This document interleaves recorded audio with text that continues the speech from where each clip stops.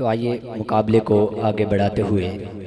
میں گروپ اے سے دعوت دیتا ہوں محمد ذیشان کو۔ اور عزیز طلباء السلام علیکم۔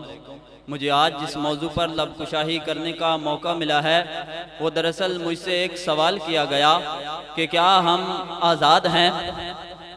جناب صدر، پیش کردہ قرارداد ہم آزاد ہیں۔ ہم سے مراد پاکستان میں جیتا جاگتا سانس لیتا ایک ایک انسان، اور آزادی سے مراد بے خوف ہے، لیکن ہمارے سروں پر تو ہر وقت خوف کی تلواریں منڈلاتی ہیں۔ آزادی سے مراد خود مختاری ہے، لیکن ہمارے سیاستدان تو کشکول تھامے امریکہ کے سامنے اپنی قوم کی اہمیت کا سودا کرتے ہیں۔ آزادی سے مراد کسی کے تابع نہ ہونا، لیکن ہم تو آج بھی انہی جاگیداروں، انہی وڈیروں، انہی لٹیروں، انہی بے حس اور بے بس حکمرانوں کے تابع ہیں۔ تو منطق کے اعتبار سے یہ قرارداد ابھی اور اس وقت مسترد ہوتی ہے۔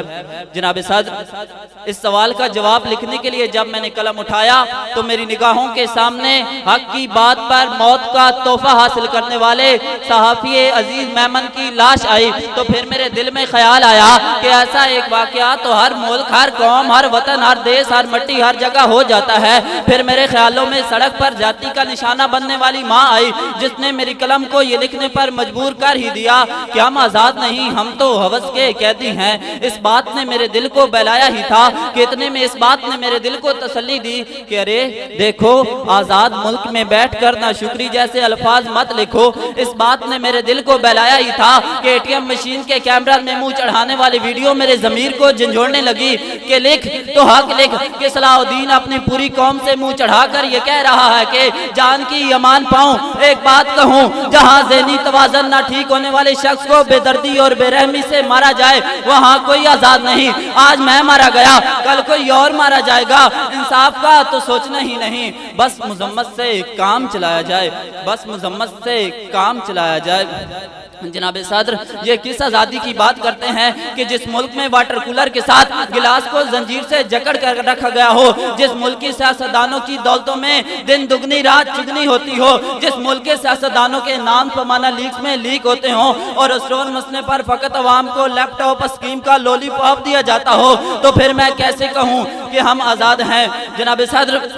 تو پھر میں کیسے کہوں کہ ہم آزاد ہیں؟ جناب صدر، یہ جس آزادی کی یہ بات کرتے ہیں، میرے خیال سے وہ آزادی تو صرف دہشت گردوں کو حاصل ہے، کیونکہ ان کا جب دل چاہتا ہے جس کو چاہتا ہے مار دیتے ہیں، اور میڈیا پر بڑے پر اعتماد سے کہتے ہیں کہ ہاں جرم قبول ہے، اور اس کے مقابلے میں ہمارے سیاستدان مذمت پہ مذمت، مذمت پہ مذمت، مذمت پہ مذمت کرتے نظر آتے ہیں۔ جناب صدر،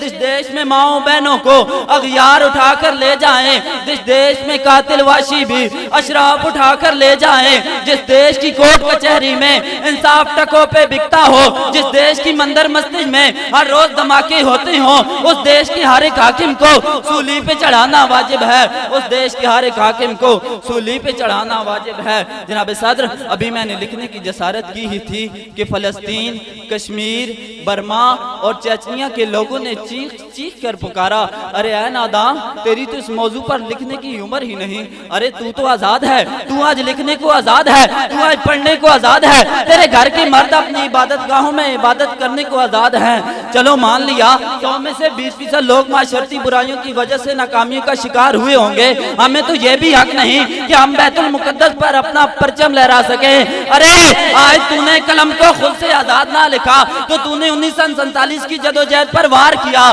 تم نے لفظ آزادی کو رسوا اور ایک بہت بڑی نعمت کا انکار کیا، تم نے قلم کی غلط تشکری کر کے دام بگاڑ دیا، تم نے خود کو قیدی کہہ کر قلم کا غلط استعمال کیا، تم نے خود کو قیدی کہہ کر قلم کا غلط استعمال کیا۔ جناب صدر، یہ چیخیں، یہ پکاریں، یہ آوازیں جب میری سماج سے ٹکرائی تو میرا وجود کانپ اٹھا، میں نے اس موضوع پر لکھنے سے انکار کیا۔ بالآخر میں اس نتیجے پر پہنچا کہ وان میں بیٹھے ہر شخص کے سامنے دونوں پہلو رکھ کر فیصلہ آپ پر چھوڑا جائے کہ کیا ہم آزاد ہیں، لیکن فیصلہ کرنے سے پہلے اس بات کا خاص خیال رکھا جائے کہ ہم ابن رشدی ہی نہیں، ہم جابر بھی، ہم کنی بھی، ہم ابن سینا، ابن الحسن، البیروندی توسی بھی، ہم شاعری میں شیرازی ہیں، ہم نغمہ گری میں فردوسی ہیں، ہم سوز بنے تو بلے شاہ، ہم ساز بنے تو وارث شاہ، ہم عقل بنے، ہم رقص بنے، ہم شاہ لطیف بنے، ہم سچل سرمست بنے، جبکہ جنگ ہوئی تو دولہ دریا کھال بنے، جب کہ امن ہوا تو اکبر کے دولت مند بنے۔ والسلام آپ کی